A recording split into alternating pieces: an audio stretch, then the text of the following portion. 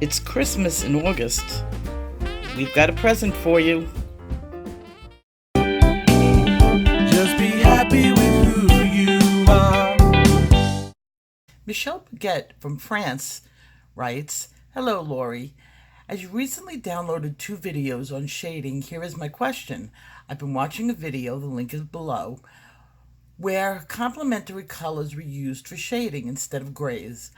I've tried it and it didn't really work for me, but it's probably just me being lousy at coloring. Maybe you have already talked about this way of shading in one of your videos, but in case you didn't, what do you think?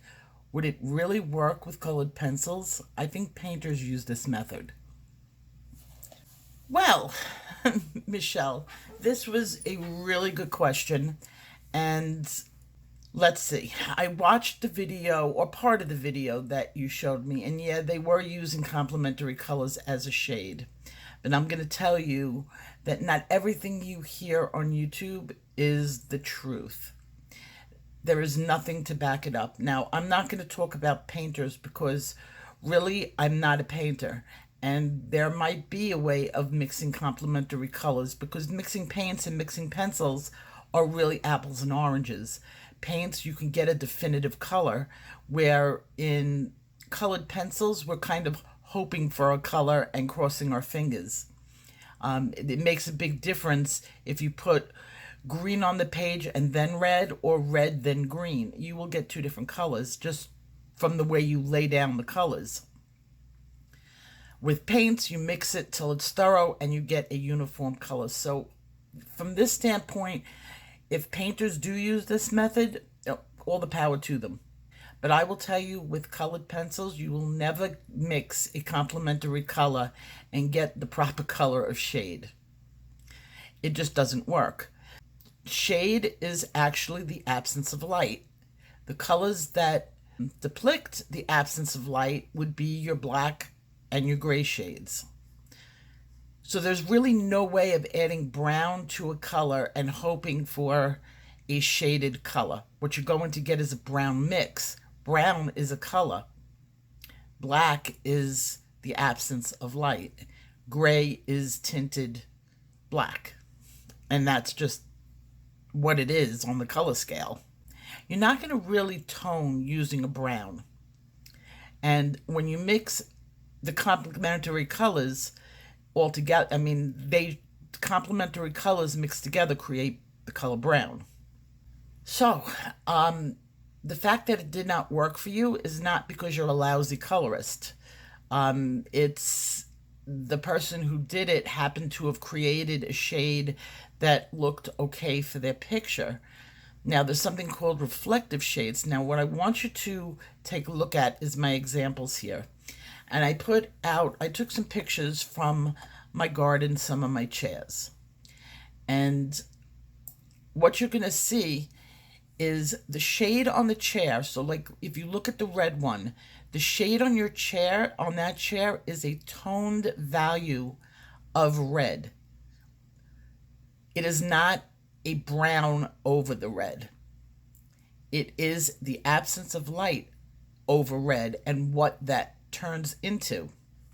Now, I hit it okay with the red, but let's take a look at blue.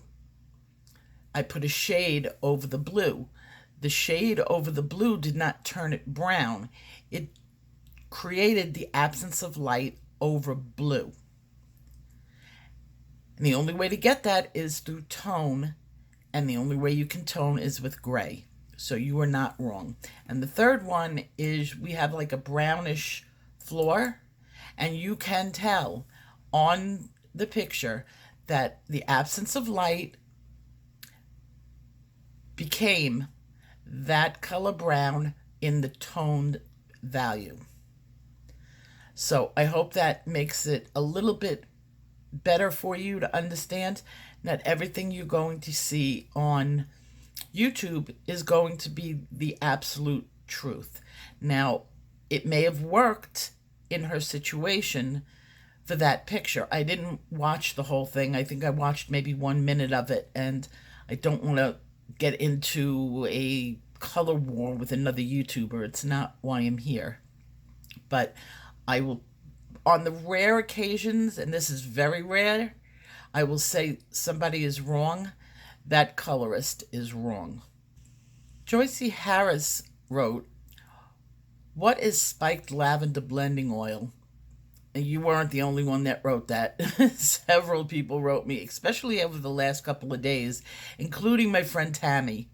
And I've completely avoided the subject because I knew I wanted to put it out in a video. What is spiked lavender? Well, mineral spirits or Gamsol is a petroleum-based product. It's made basically from oil, petroleum oil, gasoline.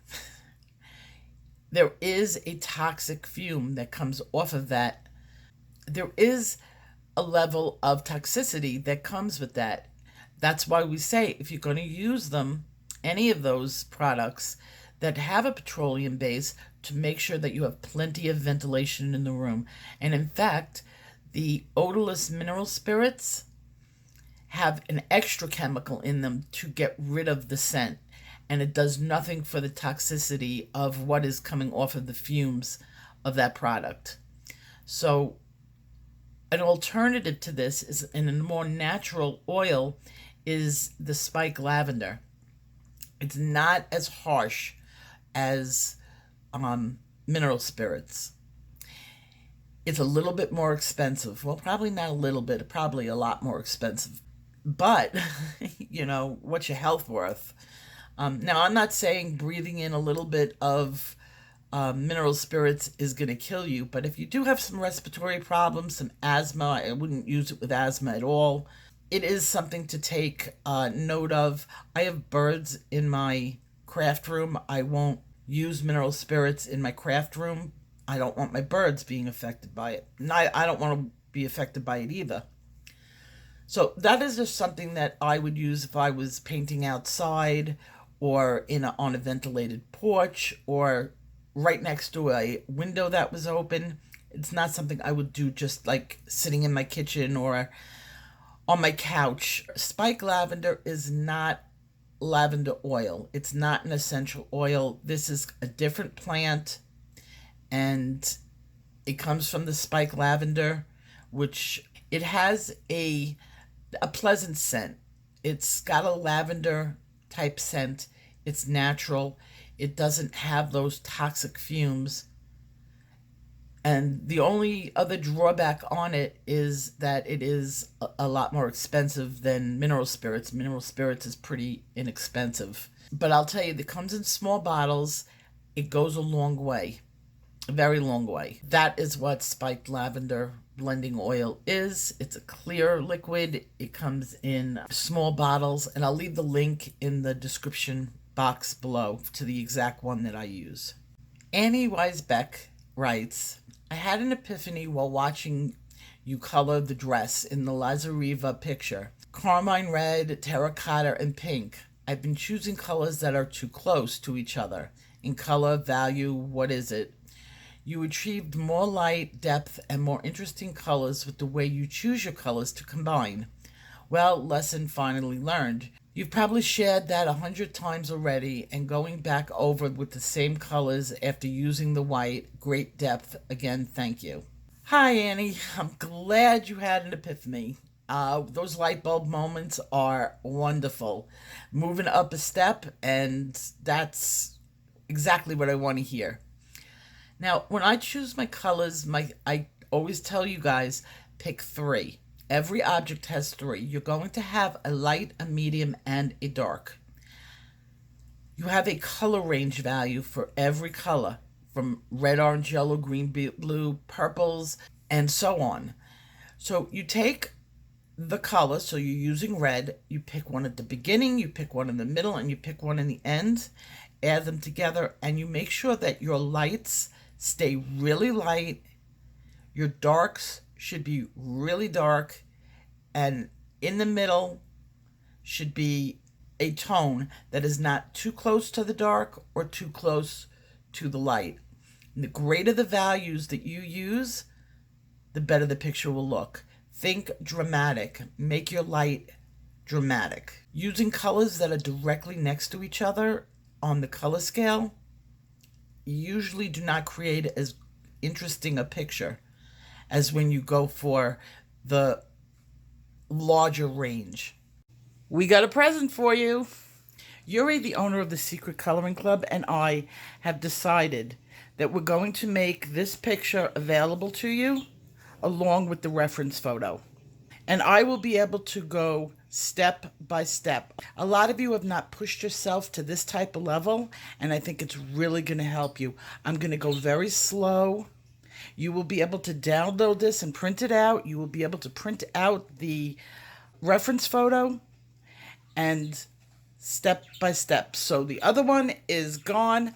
I've darkened up the lines for you guys because it is harder to work with the really super light lines. This is not as heavy as the one that I had gotten from him. It's kind of in between the one I created and the one I got from him. So your guidelines are really in there nicely, but they're light enough that we're going to be able to cover them just as easily. So it's going to take one day to set it up so that everybody can get it. He's going to put the pictures up on his website. Free download, cost you nothing to do this, and then you're going to get free step-by-step lesson from me. And when you're done with this, you will then have the confidence to maybe try your own, because it's not going to be any different. You're going to do it the same step by step by step. So I think that was the best thing that we can offer and the best thing that we can do. I don't mind starting over, and let's have a good time with it. If you like what you saw and you want to see more, hit that like and subscribe. Don't forget to ring that bell for all notifications. For another video just like this one, I recommend this. And I'll see you in my next video. Take care. Keep on coloring.